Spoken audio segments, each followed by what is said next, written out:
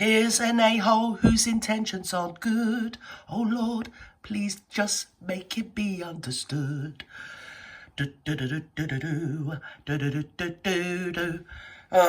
Anyway, is here. It is what it says on the tin. Speak to Sadiq. Come on, everybody. It's Bank Holiday Monday. Let's speak to Sadiq. Oh, we need him in our life, don't we, Vootoo-Voos? He's such a marvellous success after all. He's wunderbar. Come on, Sadiq, he can't. In the media, it can't, you know. Some exchanges. Yes. The Deputy Mayor had with the leading experts from Imperial. Is it just me that really can see through that faux act he's got? Look at me, I'm looking very earnest, don't you know? Well, you don't know, but you do know now, because I'm furrowing my brow, I'm speaking with barely, minimum movement of my lips, gesticulating wildly, and I haven't got a clue what I'm on about, but I'm just winging it, and I'm very, very sincere, don't you know? College, and the way it's been reported is taken out of context. The exchange between the Deputy Mayor and... Supercilious, I think, is the word that always springs to mind when I see dear old Sadiq. Supercilious Sadiq, bless his little cotton socks. You know, I think it's right and proper. Yes. By the way, that politicians engage with scientists. You there do. Is no scientist you think it's right and proper that people, scientists, something or other about politicians, speak to scientists, and it's very good. It's good for everybody in the whole of the world or something or other that he's trying to convince us of. Right, because when he spoke to the scientists and they told him he was speaking hooey, he offered them £1 million to say what he wanted them to say. So there you go. It's very important that you can be able to bribe scientists and experts in it at Imperial College London. Because if he says Imperial College London enough, you know, Imperial College London, what did you have for tea tonight, Sadiq? Oh, Imperial College London. Oh, where did you go for your holidays? Oh, Imperial College London. Yes, I did. I'm Sadiq. I can say what I want. I'm supercilious. Yes, I am. I can't help myself. I've met who cowers to pressure from anybody else. These are world-renowned experts. Yes. I think the issue is there is a conflation of a number of different issues. The ultra emission zone. Yes. The work done by the Air Quality Department at Imperial College. And of course, he's such an expert himself. He's literally an expert in, well, himself, to be fair. Yes. And even that he's not too hot on. And as I say, gesticulates quite a lot. He's literally not an expert in anything. London has gone to hell in a bleeding handcart. I've heard today in London, it's August bank holiday. That's a high day for England. And apparently London is just deathly silent and empty. And methinks, pourquoi? After all, it's such a wonderful place to visit. That's why most people I know don't want to go to London. Just stay away from London. And all the tourists and all the people, you're just killing London one street at a time, aren't you, really? You really are. Got all the brains of a boiled bleeding potato. In fact, a boiled potato's got more brains. You're not there to be some little highway robbery sort of personage, whatever they call them. You know what I mean. Dick Turpin. You know, steal from the poor to give to the rich. Yes. Ka-ching, ka-ching, more money for Sadiq. Yes, look at me. I'm raking it, blood me well in. Fool. The work done by the Engineering Department at Imperial College. Go on. A separate piece of work done in relation to what you and I discussed 20 minutes ago. Yes. A policy introduced by Boris Johnson, the no emission zone. What is quite clear and unarguable, and even the government accepts this, and their own experts, is, air pollution is not safe. We all accept that you're desperately head over heels, ravishing in love with yourself, aren't you, darling? You really are. You are your own biggest cheerleader. You are the single most popular person in your world, aren't you? Well, you'd have to be, wouldn't you? Because basically you're not popular anywhere else, are you? To be fair, you're not. You got hold of them hooky bleeding voting counting machines and you're going to do it again. That's why you're so supercilious, because you know that you're on the winning side all the time. Who voted you in? You're breaking people's backs. You're breaking their lives. You've got people that can't afford to go to work. You just have to get public transport. How about you get public transport, eh? Why don't you put your money where your mouth is? I tell you what, I dare you. I dare you to spend a bleeding week getting public transport. You'd spend all your time stood around in the bleeding street looking gormless, which would make a change from standing around blimmin' County Hall looking gormless, you bleeding oik. Come on! Levels, and it leads to all sorts of adverse health consequences. Yeah, it does. As simple as that. Do you know what's got higher emissions? The bloody London Underground, Mr. Sadiq. Whatever your name is.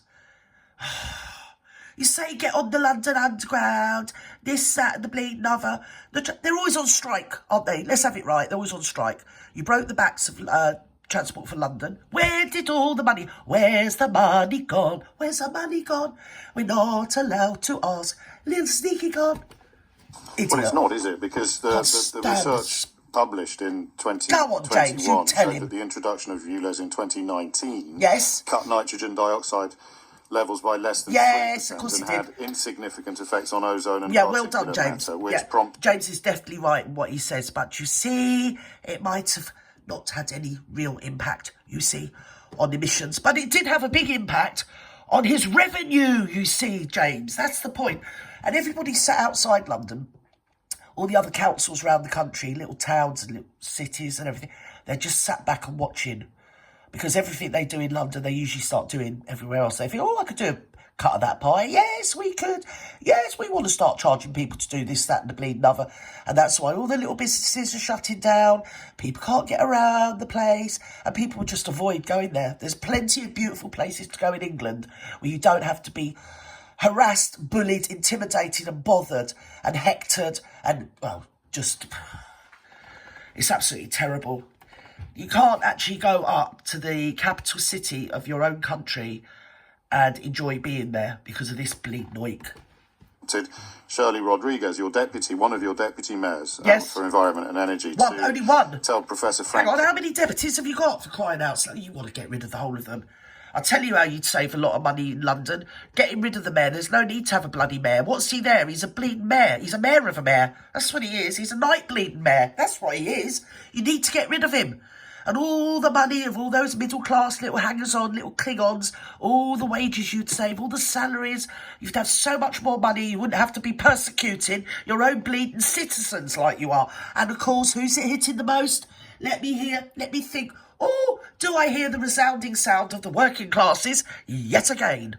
And I can't wait for winter, when all the middle-class people, their boilers pack up, and this don't work and that don't work, and you just suck eggs, a load of you. Kelly at Imperial, that she was really disappointed that Imperial College had publicised these findings. There are two separate pieces of work. We're disappointed that the Imperial College published the truth, is what you're inferring now. Come on, not you, James. There's one piece of work done by the engineering department you referred to, which assessed the air quality on the day ULEZ went live in 2019. I'm assessing the air quality right now, and the air around you is stinky and quite shitty because there's a lot of faeces emanating from your orifice. Yes, on your visage, dear man. Yes, there is. 2 months later. There's some piece of work done by Imperial College. Persecuting everybody, tormenting us, driving us up the bleeding wall. Which looked at the improvement in air quality from the day I... Touch his nose infers either a bogey is due any moment to emerge from either one of his left or right nostrils, probably his left because he's a lefty, or touching nose when gesticulating infers fibbing. Now it's the policy, because obviously in the lead up to the go live date, people change their vehicles.